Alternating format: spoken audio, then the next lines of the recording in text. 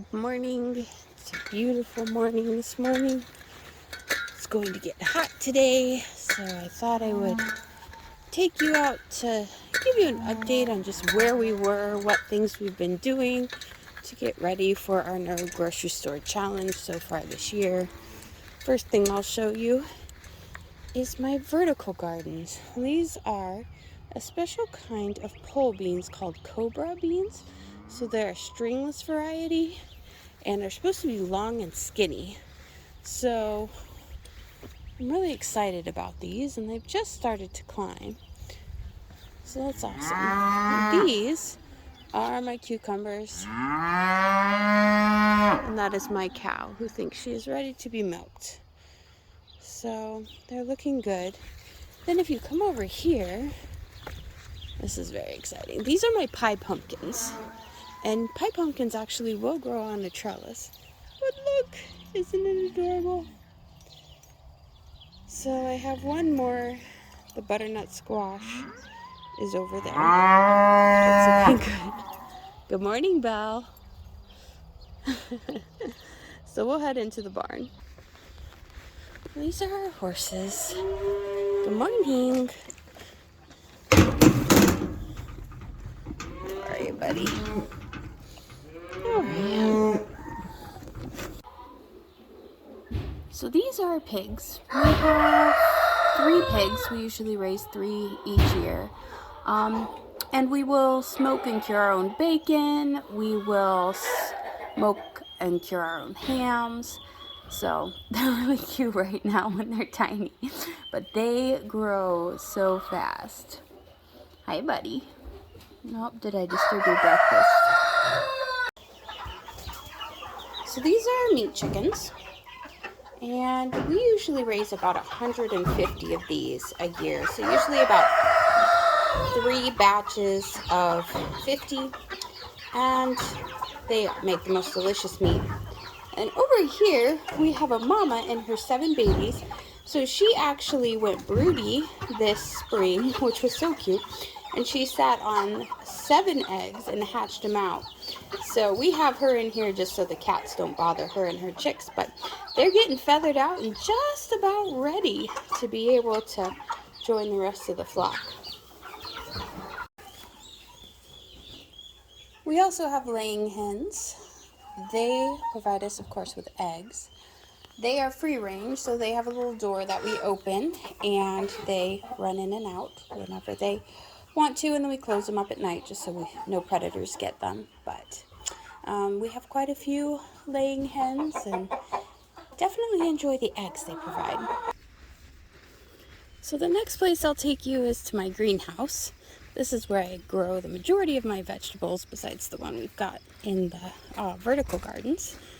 And it is very much my happy place. It's always a little bit messy because it's always a work in progress. Oh, but looky here. We've got some beautiful gladiolas just getting ready to bloom. We've got delphinium. And then here, tomatoes. We got our first ripe tomato today, and it looks like we've got another one coming. So this is our first year of doing corn in the greenhouse, and so far it looks like it's pretty happy. In fact, this stalk right here actually has 3 ears on it, so we'll see if they all make it. But then down this way, this mess is all potatoes. They have grown quite big. I have a trellis system for them, but it's still, they have overrun that. Then in the hanging baskets, those are actually peanuts. So we'll be able to make our own peanut butter if that all goes well. You know, something you should know is I am not an expert at any of this. This has definitely been a trial and error learning experience for me. I've killed a lot of things, but I'm learning, and it's always good. These sunflowers are all volunteer from last year, and they're just so pretty. I've taken some and put them on my front porch, but that one there, he's having a little bit of a problem. He has run into the roof, so I'll have to cut him and bring him in and put him in some water. So other than that, over here we have peppers. These are poblano peppers. As you can see, we've got a bunch of little baby ones coming along. And then after the poblano peppers, we have bell peppers, and they are just starting. Oh, look, there's one right there. It's ready to harvest. So, looks like the first one, but we'll have a whole bunch more here before too long.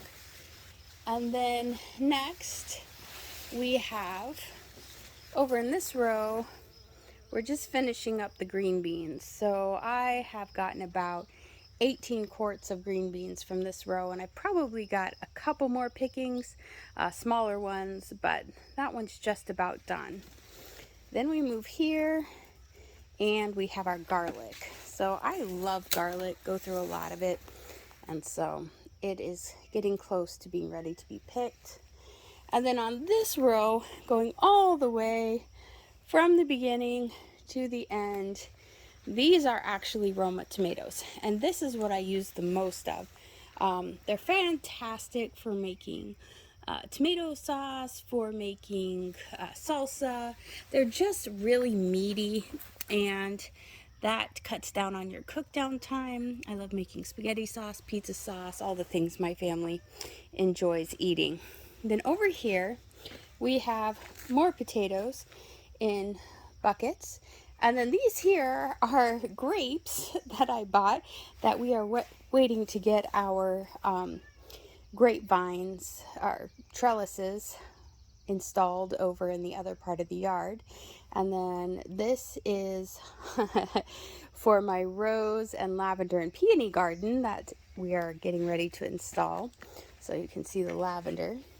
And then over here, this is a blueberry plant. And then this here is actually a citrus plant. It's a lime plant. It's not really a tree. It's actually taken and grafted onto a bush stalk, so it will stay small and can be in a container. This here is actually a tea plant, so green tea, black tea. So I'm very excited about this, to be able to have and make my own chai. And then this is a lemon tree plant bush thing, so it has not actually started producing yet, but I just planted it. This is a tomato plant that my 10-year-old felt sorry for, that came up on its own in a crack by the door, and she insisted that we needed to plant it. So now I have a random tomato plant in a pot. Over here we have a few more blueberry plants. Then we've got some chives and my sage, which I just love. Moving back this way, these are my onions. So these are actually multi-sown, which means I started them from seed into pots, and I actually put 8 to 10 little seeds in each one. So earlier this spring, I came and I harvested a whole bunch of them, which are green onions, and I preserved those. And now these are continuing to grow, and in a month or so, they will be ready to harvest as well. So it's a great way to get additional production from a space. Now this was originally broccoli, and I harvested all of that. You can see I left a few down there just to flower and go to seed so I can collect seeds. But these are now beets that I transplanted in here, and they are looking very good. I am very excited about those. And over in this last bed here, so I don't know if you can see it, but I have carrots just starting to come up in this bed. They won't get very long because this raised bed is only about 6 inches deep, but they are very sweet and delicious. And then I have my second round of lettuce that's coming up and starting to get big. This heat's been a little tough on it, but it's starting to get there. And then this is a lettuce that I planted earlier for my first round. And this one I'm letting flower so I can go ahead and collect seeds from that. Then this is stevia, and I just harvested a whole bunch of this, and I will take you inside. I actually freeze dried it, and so we're gonna grind that up, and so we'll have some nice sweetener other than sugar for the winter. And then this is oregano, so I need to come out and harvest some of this. Of course, I have nice little grasses that like to hide in here every once in a while. And then this is cilantro, and I've harvested a lot of this, but now you can see it's starting to flower, which is fine because these flowers will actually turn into seeds. You can see them just starting to come, and those are coriander seeds. So I've gotten my harvest of cilantro, and then next we will get coriander. These are rosemary. I'm really hoping that this section will be one that can reseed itself and my herbs can come back every year. Normally rosemary is not hardy to zone 5, but I'm really hoping that maybe being in the greenhouse I can get it to keep coming back, because if I can, it just gets to be huge and just gorgeous. Now this is actually celery. You can see the stalks, they're looking really good, so I can actually start harvesting this. But I use this in my soups that I can and things like that. It's delicious. It's a little strong just for eating, but it's absolutely fabulous to add as an ingredient to other things. And here again I have multi-sown, and these ones are red onions, so just to give myself a little variety. Then over here, this empty bed was all cabbage. And then this one I just replanted, and this will be more bush beans. So that should be coming up hopefully in the next week or so. And then this mess right here in these hanging baskets, these were peas. So this was a experiment I tried to see if I could grow peas in hanging baskets, and I found out yes, I could. These are sugar snap peas, but now I'm letting them dry out and go to seed because they were a delicious variety. So I want to go ahead and harvest those seeds, and I will probably try planting them outside this coming year. So this is my greenhouse that I absolutely love. Oh, I forgot to show you the hydroponic carrots. They're over in the corner there, but we'll save that for another day. But these are the vegetables that I'm growing that I will preserve just to help to give us a lot of great nutrition over the winter. Okay, the next place I'm going to take you is our orchard, and it's a very small orchard. It's just we're adding to it every year, but these beautiful trees were actually already here when we came, and now we've been adding a few more. This is a wine sap apple tree, and that's going to be great for apple cider, things like that. And then this one, we don't know these varieties for sure, but they make great sauce, really delicious. They're a very delightful apple. The first tree I just showed you didn't have a lot on it. This one has more apples on it. The last one produced really well last year, so we found it usually takes a couple years. Now this is one I'm very excited about. This is a plum tree, and I am actually allergic to apples, so while I use them for food for my family, they're not something I can enjoy, so I am very excited for my little plum trees. And I also have some pear trees that we planted, but they are looking very sad, so I am not sure if they will make it. This is our final tree, and this tree actually has not produced apples very well since we moved in about 6 years ago, but this year it is just loaded, so I'm so excited. I believe my husband said this is a Honeycrisp tree, so we should have some wonderful apples for that. So this tangled mess is the next place I will show you. This is our wild black raspberry patch, and as you can see, they are starting to get ripe, and it goes all the way back in there.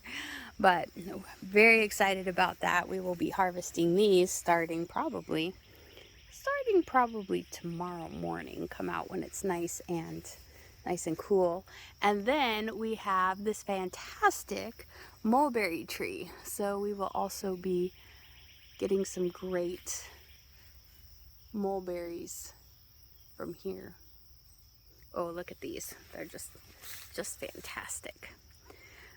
So this is another thing that we use to supplement our diets with fruit. For the winter, we will preserve these, turn them into jams, or fruit leather, or just a myriad of other things that we can eat on as the weather gets cold. So this is the final place I'll show you today. This is our pond. We actually dug this pond 2 years ago, I believe it was. This was a very marshy area, lots of natural springs. And so my husband's like, we should just dig it out and make a pond. So that's what we did. It's about 12 feet deep, and it filled up by itself in a week and a half. So we've actually put fish in here. They supposedly should be ready to harvest this fall, start catching them. They should be big enough. However, we have not caught any as of yet. So this will remain to be seen whether this is a source of fish for us yet or not. And then across the pond is where I keep my beehives, and they have been a wonderful addition to the homestead. I've learned a lot. I'm terrified of bees, actually, to be completely honest. So I have a fantastic bee suit that goes from head to toe, and I use that when I'm taking care of them. But last year was our first year, and they filled up 2 full deeps plus the super on top, and so we ended up getting about 5 gallons of honey after they had stored enough for themselves for the winter. So they made it through the winter okay, praise the Lord, and are filling up the supers again for us. I use the flow hives. My husband does so much around the homestead and just projects and working and with the machinery and stuff like that. So with the bees, I was just really wanting to be able to have that be a project that didn't add one more thing to his list. So the flow hives have been fantastic because I can harvest those by myself, and it's very, very simple. So it has been a real blessing, and we've really enjoyed having that fresh honey. So we're about halfway through our stores from last year, so we'll see how they last and when our next harvest comes. It should be getting pretty close. So that is our tour for today, kind of the things that we've been working on. This morning I've been freeze drying some different herbs and some fruits as well, but I'll show you the freeze drying method in another video. Also walking up here, this is our cottage garden, the hollyhocks in bloom, also some medicinal herbs. I've got some motherwort, yarrow, and so echinacea. They're just all getting ready to start blooming, and I expanded it around the front where I've got some herbs, sunflowers. It's just a little addictive. You just start and keep going. But I hope you guys have a wonderful day, and I will be posting another video with a breakdown of how to do our different fruit breakdowns to know how much we need to preserve for that, and then we'll move on from there. But I thought an update just of where we're at, what we've done, and how it's all coming along would be a fun video to do for today. So I hope you have a great day. Thanks.